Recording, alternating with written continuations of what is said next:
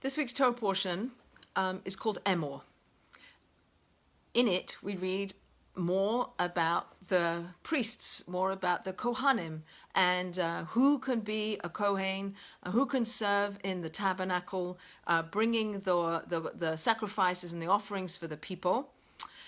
We also learn about the kinds of sacrifices that are brought, that the animals have to be perfect. They can't have any handicaps or blemishes. We also learn about the holidays, the different festivals and all of the different holidays that are part of our Jewish tradition. We learn about those, and we learn about the counting that we're in now, the counting of the Omer between Passover and Shavuot, which we're in the midst of. And then we have a little narrative. It's one of the very few narratives that are in the book of Leviticus. And we read about a man. This man is the son of an Israelite woman and of an Egyptian. And the understanding is that his father was the man, an Egyptian taskmaster, that Moses, back in Exodus, Moses kills this taskmaster for beating an Israelite. If you remember back in Exodus, Moses comes out of the palace and he sees an Egyptian taskmaster beating an Israelite, and he kills the taskmaster. That taskmaster, that Egyptian, his son is this man that we're going to read about in our Torah portion, Emor. His mother comes from the tribe of Dan. We learn about her in this week's Parshat, and we learn that she had relations with this Egyptian taskmaster. It was apparently unbeknownst to her, like he snuck into her home in the night when she didn't know. They had no lights back then, and she didn't know that it was an Egyptian. And when he left his house, the Israelite husband was on his way back home, and he sees the Egyptian leaving his home, and he confronts the Egyptian starts to beat him. And that's when Moses comes out of his palace and he sees this interaction between the Israelite and the Egyptian beating this Israelite man, and he kills the Egyptian.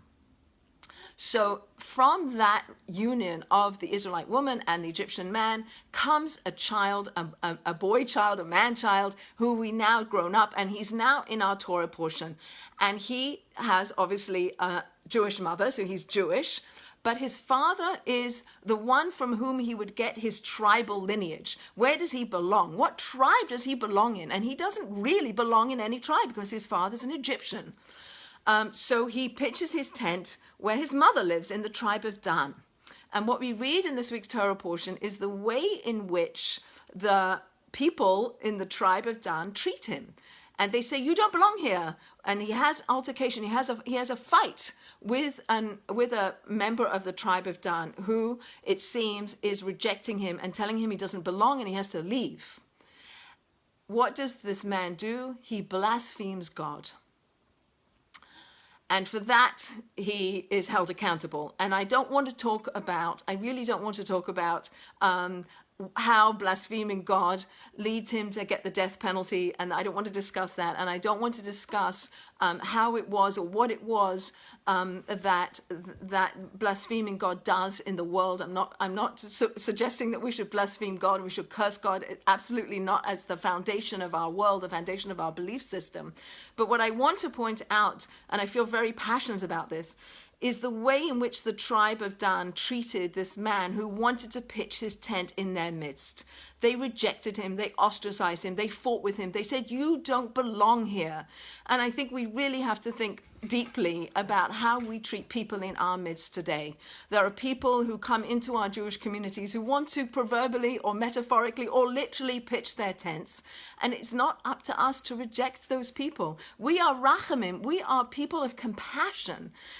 And yet we don't act compassionately always. We do in many ways, and we're an amazing Jewish people, and we take care of people, and we do amazing acts of goodness and chesed and kindness, and we are amazing people.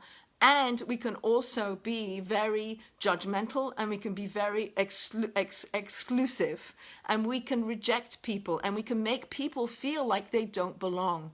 And again, I'm not saying that this man is warranted in his blasphemous words that he issued, and for that he's put to death. And that is the use of words that is completely not acceptable and not allowed, and we don't suggest that anybody can or should curse God. However, we also need to look at our communities and say, what role do we play in pushing people to a place? And I want to highlight the role that we have in welcoming and being inclusive of gay people in our midst. I'm very close with many gay people, and their experience is that they feel ostracized. They feel like they don't belong. And all of us need a place where we belong. All of us are here in this world. We all have a neshama, a piece of God inside of us, which is here to connect to God and to bring divinity out into the world, to shine light into the world. And if we push people away, there's many negative results of that, which we don't want to be part of. I really don't think we want to be part of that. I think we want to be a people who welcome, a people who love, a people who include. Last week we read many of Pesukim in last week's Torah portion that speak about the acceptable and unacceptable sexual acts that people are allowed to engage in. And it's a very difficult Torah reading for many gay people to listen to that, and people who are affiliated with gay people or have relationships with gay people. And it has been suggested in some Orthodox circles that rabbis should welcome gay people in their communities on that Torah reading, and that did happen actually here in Providence, Rhode Island. One of the local rabbis stood up before the Torah reading, and he said, I want to point out that this is a difficult reading for people, and we want whoever this affects, whether you're gay or you're not gay, or you're related to somebody gay or not, that we welcome all people and everybody is welcome in our midst. And I think that's something we really need to work towards. It's something that maybe we can look at the blasphemer in this week's Torah portion, and we can say, look back at what happened when he tried to pitch his tent and how the community responded to him. Did they welcome him? Did they say, we want you here, we'll try to work it out, we love you, we'll help you if you don't? And it turns out that it goes to Moses, and Moses takes it to God, and God says, you actually don't belong in that camp. Fine, then we can help you find a place. We can help you continue to serve God in the way that you are supposed to serve God.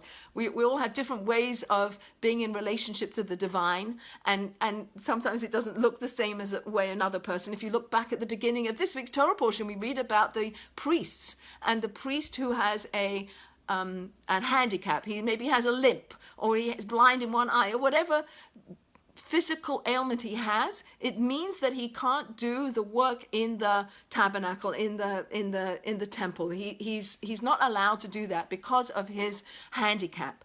So he didn't do anything to get that handicap, and yet the way in which the temple is structured is that only people of completely healthy mind and body can be in the temple serving God that way. And so too, it's not up to us to decide who is doing what, or who.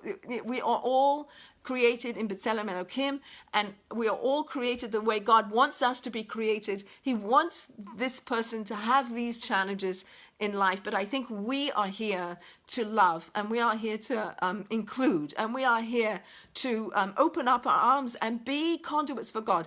So in this week's Torah portion, where this man who is the son of an Egyptian, and he doesn't have any camp to pitch his tent in,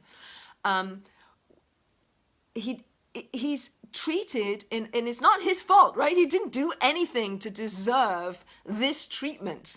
He was born of a union that was out of his control, and now he wants to join the community that is rejecting him. And I really don't believe that's what God wants us to do. I don't think he wants us to reject people in our world today. I think again, we are people of compassion, we're people of love, and we're people who represent God. And God created all people. Last week we read, "V'ahavta l'recha kamocha," you should love your fellow as yourself.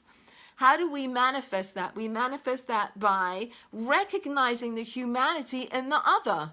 And it's very easy for us to say, oh, that person isn't like me, that person is other than me. But I think that we are enjoined to say, kamocha, this person is like me, we are the same. We have different positions in the community, or we're different different, we have distinctions. There are distinctions. There are men and there are women and there are Kohanim, people who are the priests, and the people who are the Levites, and the people who are the regular people. We have distinctions in our world, but we have to honor them and respect them and not exclude people for the way that they are. And I think that this is a very important lesson that I wanted to bring out from this week's Torah portion, that this man who is the product of an Egyptian taskmaster and a Jewish woman, that he's Jewish, but he doesn't have a place because his tribal lineage comes from his father. And when he tries to pitch his tent and he's rejected and they fight with him and they push him away, that it leads him. And what happens in the Orthodox Jewish world is that gay people don't feel like they have a place. They don't feel like they belong, and they leave. And oftentimes Orthodox people will say, well, we love all people. But I think we have to do a much better job, because what is actually happening is that people are leaving the fold completely. They're rejecting not just the Jewish religion, they're rejecting God on some level. So we represent God on some level in the way we interact with people. They are very self-loathing. They have to work very hard to love themselves. They have to work very hard to love God because of the way that people treat them. So I think that that's my message for today. My message for today is to be very careful with the way we speak to each other, the very way we embrace each other and we include each other. And I don't want to be party to excluding anyone from our midst. That's not my job. My job is, our job as the Jewish people is to love everybody and to be conduits for divine light into the world. And when the blasphemer in our Torah portion comes to a point where he curses God, we don't want to be complicit in pushing somebody to that point. We want to be people who help and are like angels to each other.